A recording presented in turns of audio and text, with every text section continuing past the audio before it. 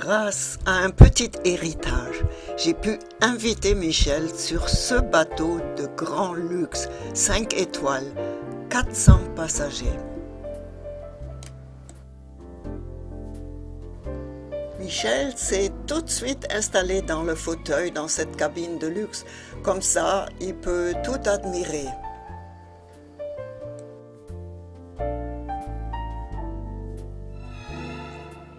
Une bouteille de champagne au frais nous attend. Welcome on board, en souhaitant most pleasant and luxurious voyage.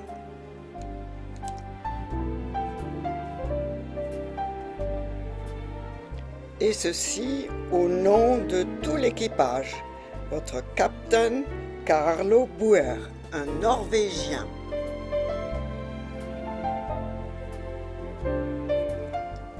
Notre chambre à coucher, qu'on pourrait séparer avec un rideau du salon.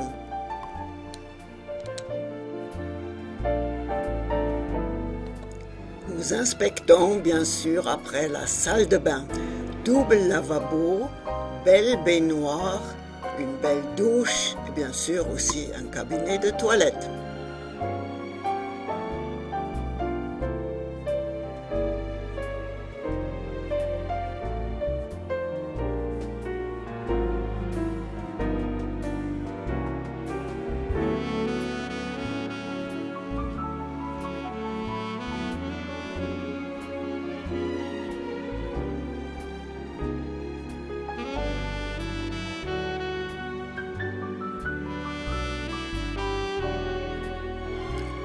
Vaste dressing avec son coffre-fort et bien sûr les vestes secours.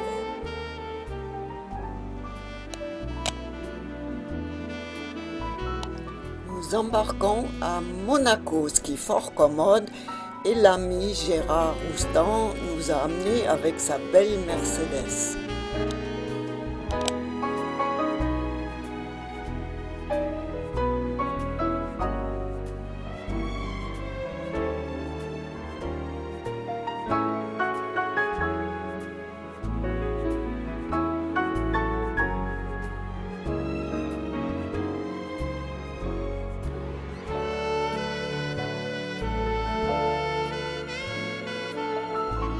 Nous visitons donc Monaco, cette fois-ci vue de la mer.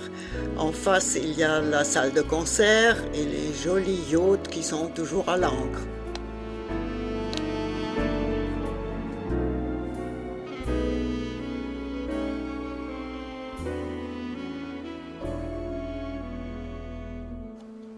Ce bateau vient chercher le pilote qui a aidé notre magnifique bateau à sortir du port de Monaco.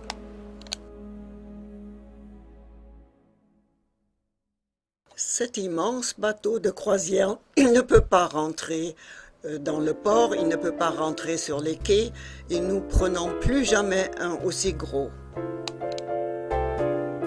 Le lendemain, au petit déjeuner, nous sommes en vue de Bonifacio. Viva Corsica, que je ne connais pas encore.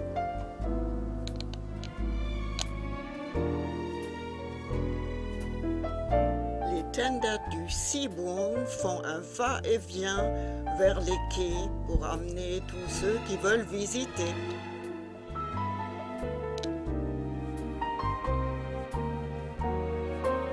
Toujours des bras secourables quand la mer est un peu agitée et le tender danse.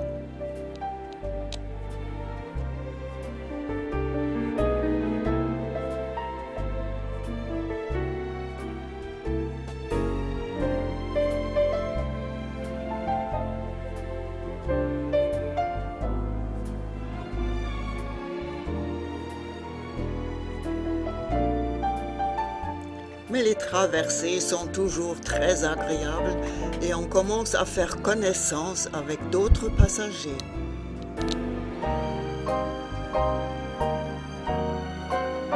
Ne pouvant prendre les excursions à pied, j'ai choisi d'aller en autocar à Sartène, une ville très ancienne.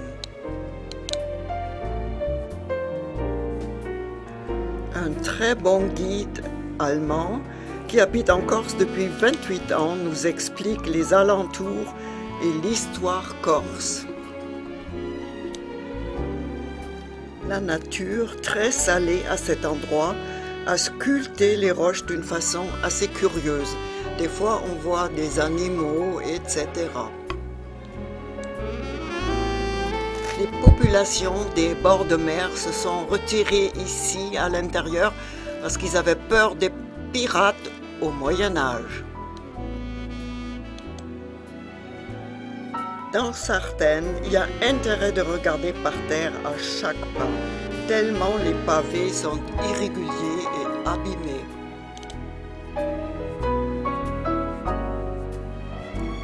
Le village est pittoresque, mais les petites rues et les églises, on pourrait les trouver aussi ici, dans le sud de la France.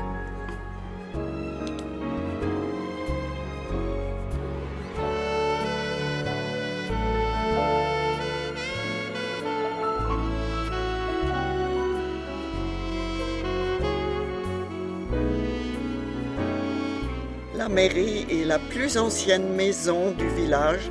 À l'époque, on ne mettait pas de ciment ni rien du tout dans les joints. Un magasin bien achalandé où j'ai assisté à une joute verbale entre époux qui allait très loin, même jusqu'au cimetière.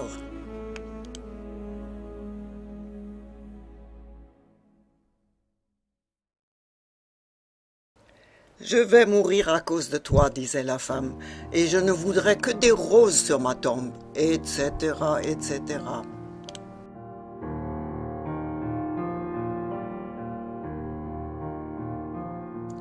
Un cimetière typique pour la région où chacun a sa petite chapelle.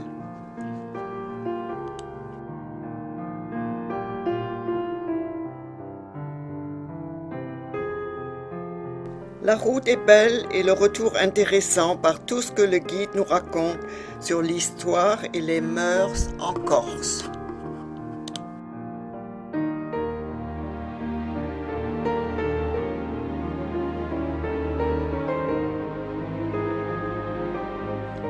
Impression ces rochers immenses et de temps en temps un aperçu sur la mer.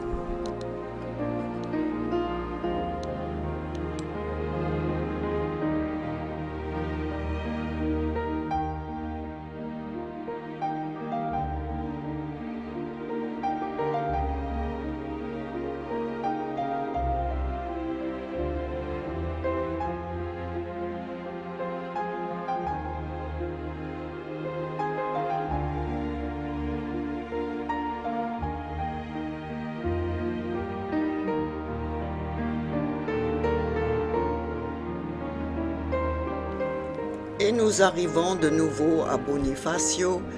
Les jeunes et les valides montent là-haut sur la forteresse à pied.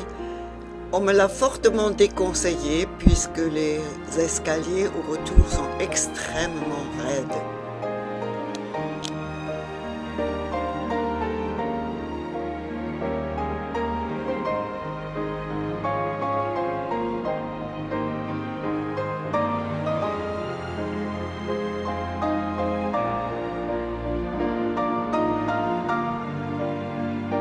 Voici une partie du port où notre tender nous attend pour nous ramener sur notre joli bateau.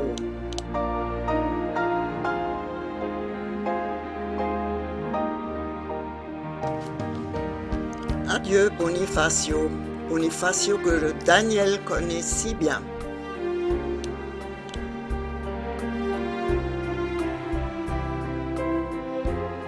J'aime aller me reposer sur notre petit balcon et voir les paysages. Ici, la Corse. On longe la Corse au retour.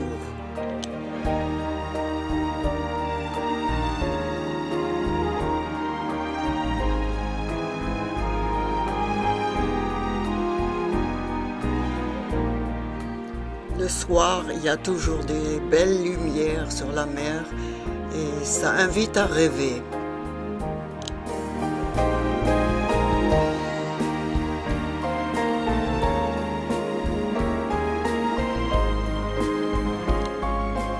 prête pour aller dîner. À partir des 8 heures, il y a le dress code.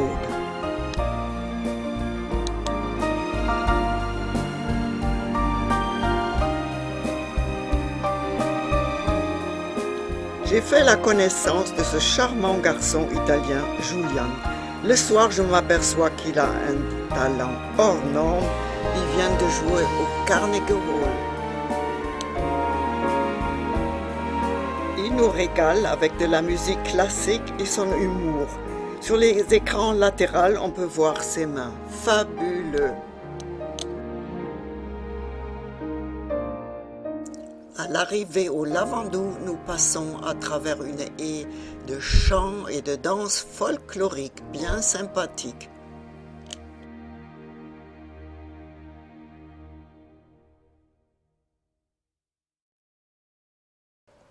Je me promène toute seule à mon rythme à travers les rues très touristiques.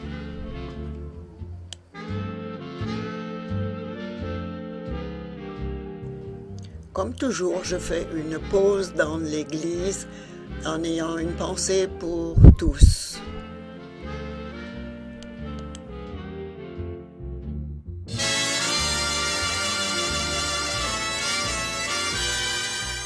Petit déjeuner en vue de Palamos en Espagne.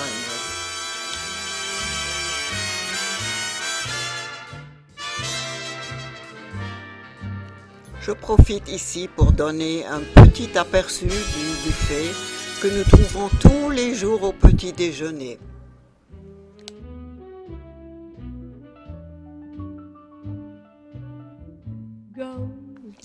Un choix énorme de fruits.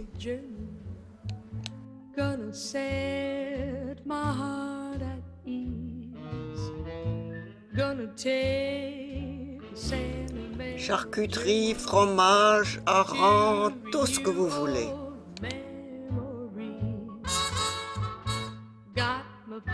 Sans parler de tous ces pains et céréales. Malheureusement, on ne peut pas prendre tout. On est obligé de faire un choix.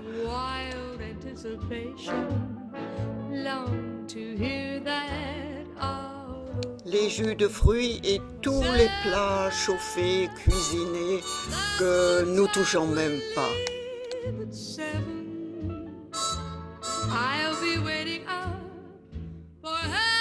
Toutes sortes de yogourts, salades de fruits, fromage blanc, etc.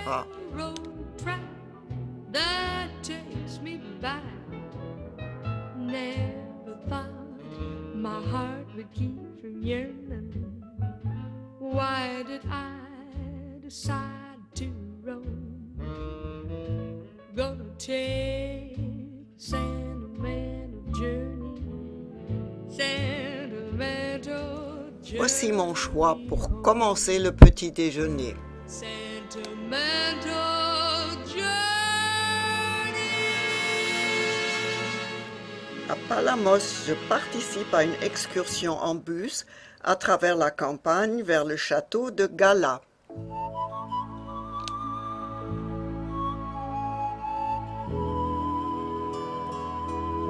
Notre guide est cette fois-ci une jeune fille charmante et fort intéressante.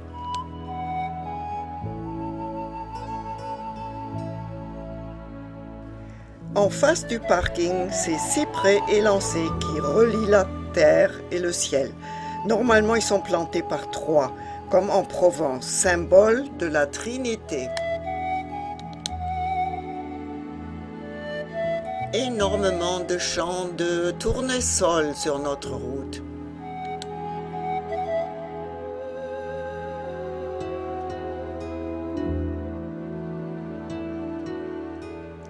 La chapelle faisant partie du château-musée est fermée, donc photo à travers les vitres.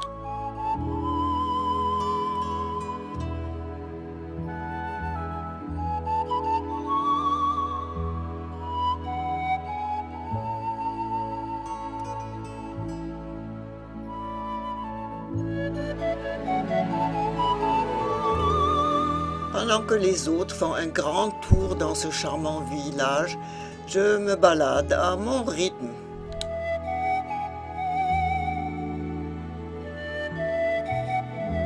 Je voudrais rappeler ici que toutes les excursions sont en anglais ainsi que la langue parlée à bord.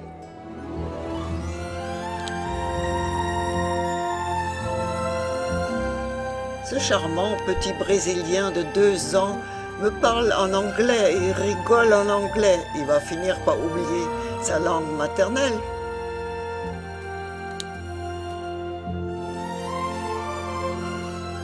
L'adorable guide Anna nous amène à travers ce jardin de gala intéressant.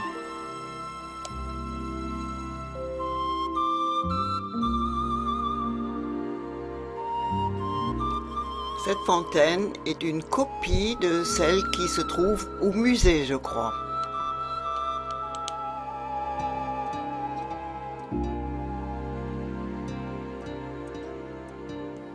Ce bassin d'agrément fut une vraie piscine du temps de Gala.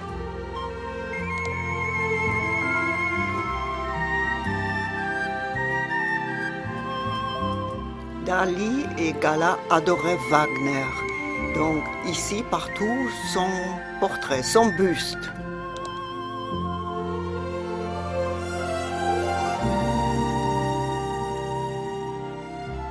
L'animal fétiche, qui est aussi une fontaine, on le trouve partout dans le jardin.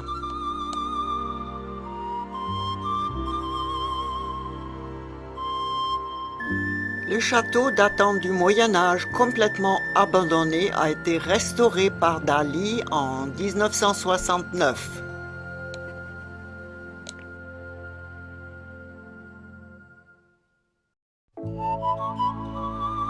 Gala, telle une apparition de la Vierge, pour nous recevoir dans cette grande salle.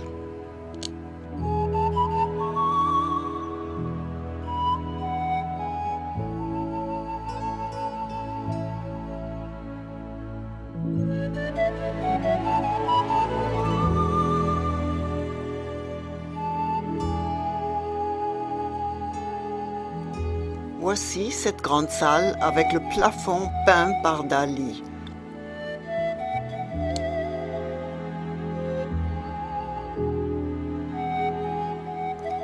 Dali y a dissimulé son fameux œil, une façon d'être toujours présente, car ici il avait le droit de venir qu'en tant qu'invité.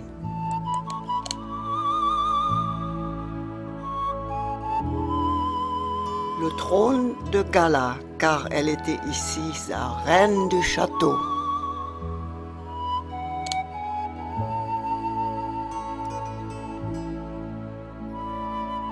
De magnifiques portes cloutées partout.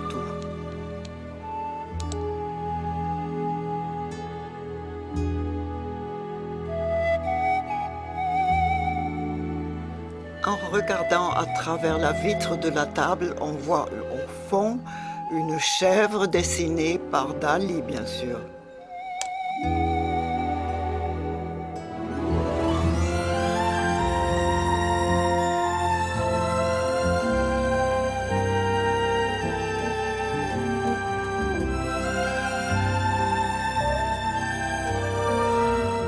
Suivent le bureau de Gala, son lit à baldaquin, sa coiffeuse, sa salle de bain au carrelage de Dali et la magnifique cuisine.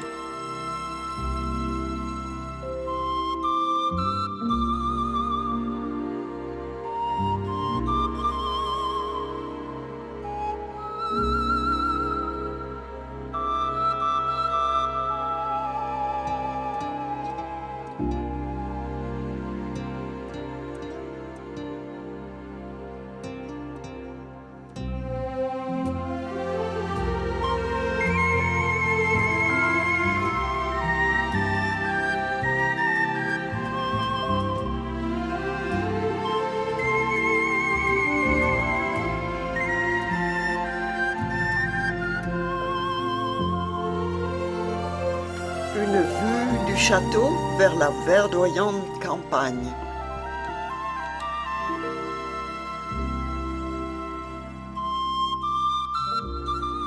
Ce tableau, Dali l'a fait spécialement pour le salon de gala.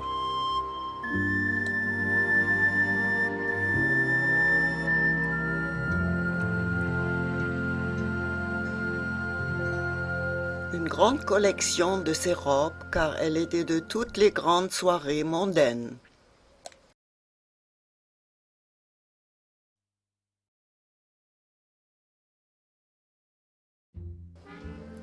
Et puis Dali veut être présent au moins sur un mur, sur un tableau.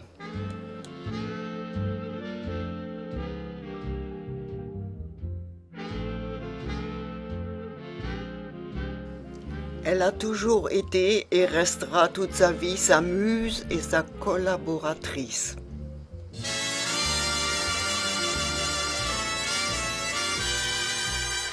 Sur le chemin du retour, nous visitons un vigneron qui est équipé d'une façon très moderne.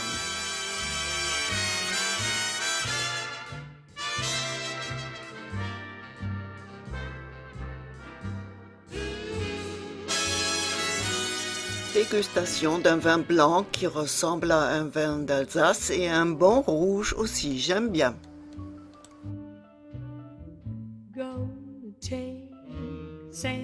Après cette longue journée, je suis contente de retrouver ma suite et une bonne douche et me préparer pour le dîner.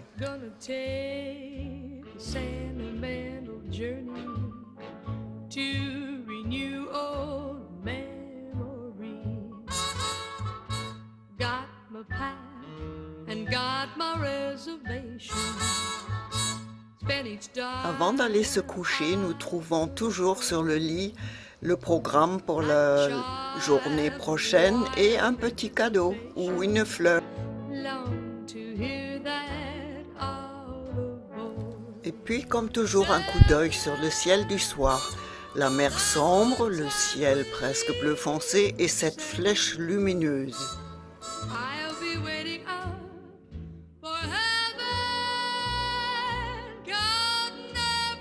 Le lendemain, nous approchons de Sète, un port industriel assez important.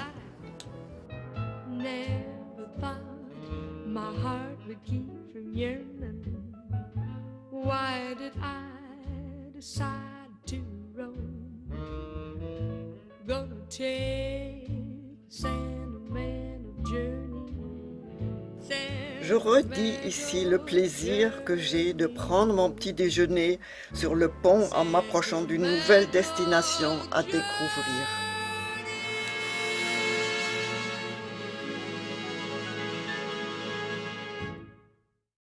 Le chemin pour sortir de l'enceinte du port et pour atteindre le centre est long pour moi. Il fait chaud et lourd.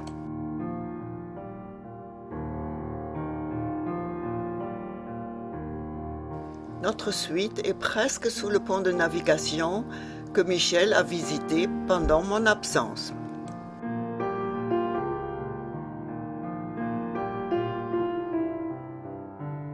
Je me repose le long du canal sur un banc. Le canal entoure la ville complètement.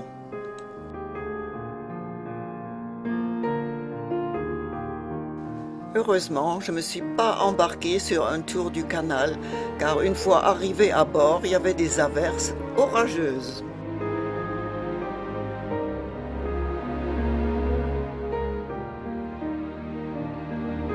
Le bruit de l'eau de cette curieuse fontaine, un poulpe, fait du bien et rafraîchit.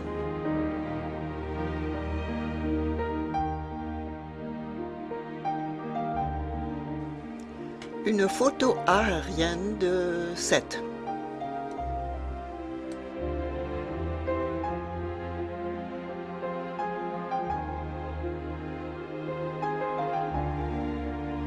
Le bateau sort tout doucement de cet étal dans le port.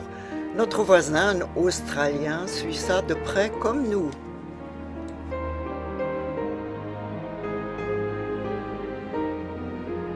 Beaucoup d'énormes méduses défilent mais qui passent trop vite à cause du courant pour prendre une belle photo.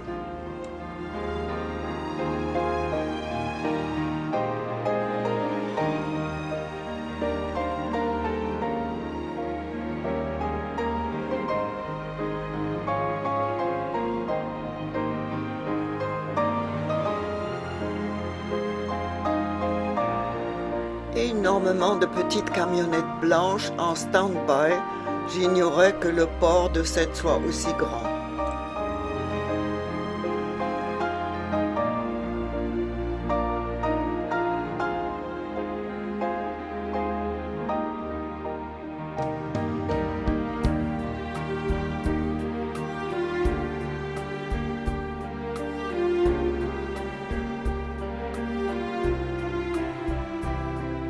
Et de nouveau sur ma terrasse pour admirer les couleurs du ciel et me reposer un peu.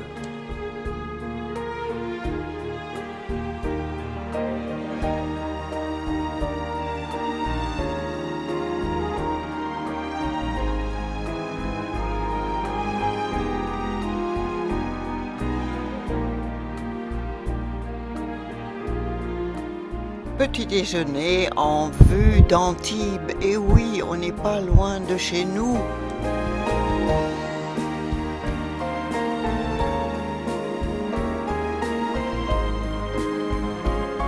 Le quai des milliardaires qui a été spécialement conçu pour ces gros bateaux.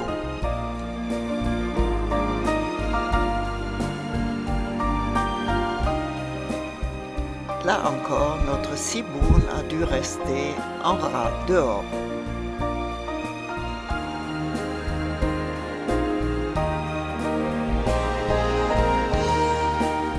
Une exposition de sculptures sur le mur ancien.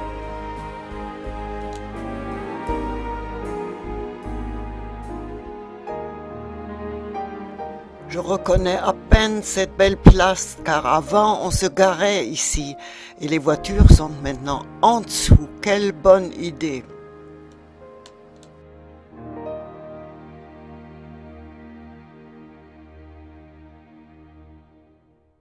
Très belle reproduction du vieil Antibes.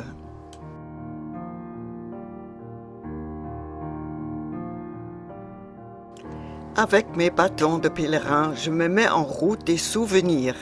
Il y a 25 ans, et oui, Éric et Mireille se sont dit oui dans cette mairie.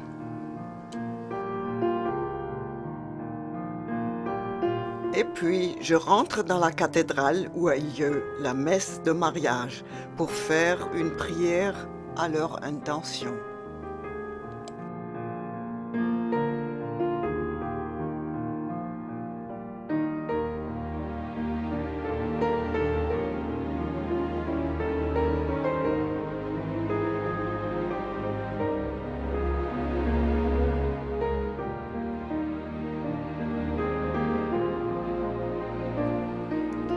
Le charme de la vieille ville.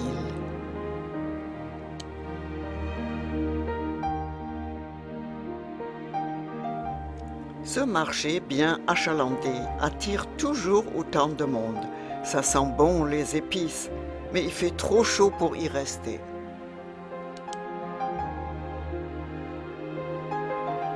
Je préfère donc retourner sur le bateau et en allant vers l'embarcadère du Tender, je me rappelle que dans le temps, j'ai pu visiter cette citadelle de Vauban.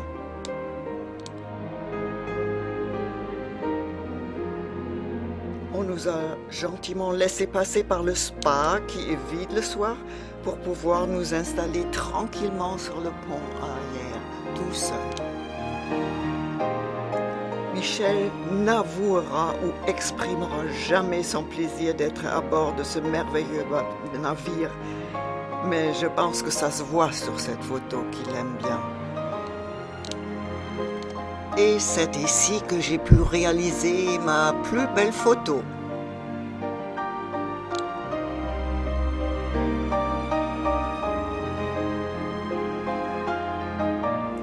Nous nous retrouvons au petit matin devant Porto Venere. Déception, l'excursion en bateau vers Cinque Terre annulée à cause d'une mer agitée. Le groupe part donc en train et bus, il y aura beaucoup de marches, donc moi je n'y vais pas.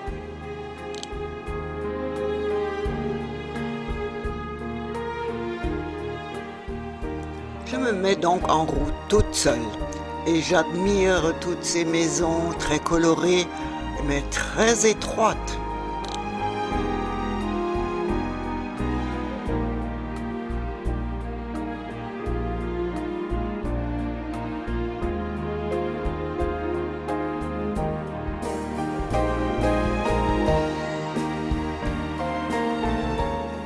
Notre séjour et un autre bateau ont dû rester loin.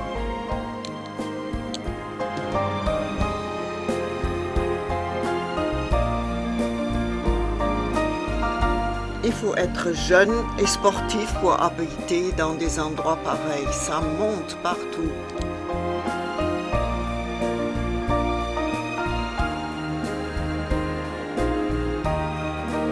Heureusement, je suis partie tôt. Il y a énormément de monde partout. Probablement pour la même raison, l'annulation de Cinque Terre.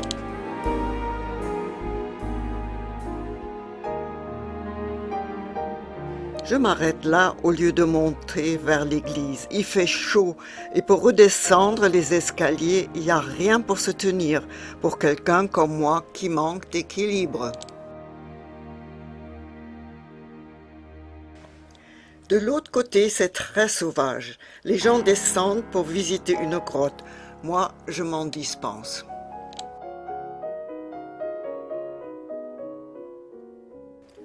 Je pense que cette brave dame attend son mari de pêcheur qui ne reviendra plus.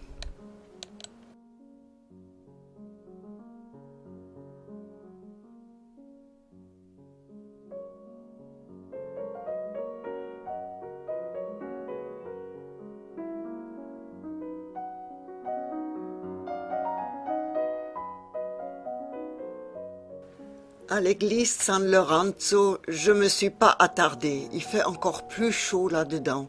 On manque d'air complètement.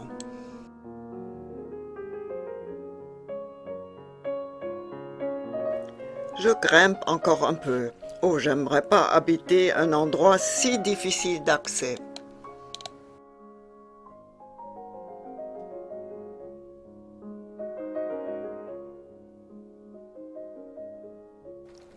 Tout en haut, finalement, une petite rue à plat.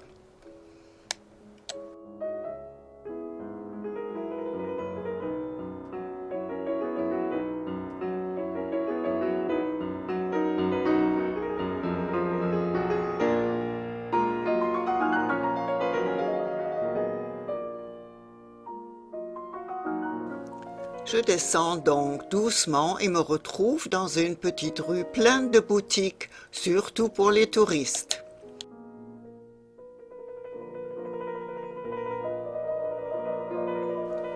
À l'embarcadère, les enfants se baignent et curieusement, au contraire des ports chez nous, l'eau est limpide.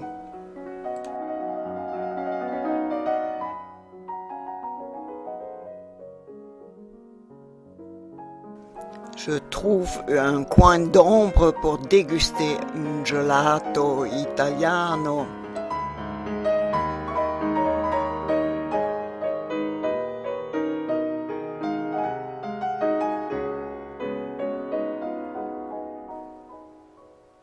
Arrivederci Italia.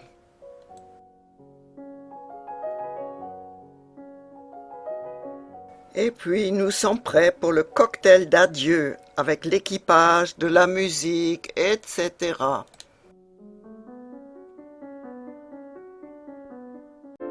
On y retrouve nos amis américains, Mike et Jean, fort sympa. Mike a fait la même flight school que notre Michel, 20 ans après. Tout l'équipage et le personnel défilent. À part entre nous, nous avons parlé toute la semaine en anglais, j'ai même rêvé en anglais. Par contre, avec le pianiste Julian et son papa, j'ai pu parler en italien.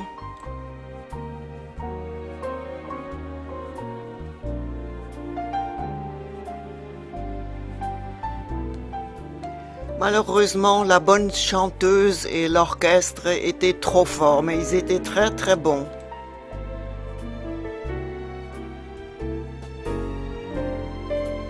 L'adorable Naomi s'est occupée de notre cabine et à l'arrivée, elle nous a apporté du champagne et des petits cadeaux.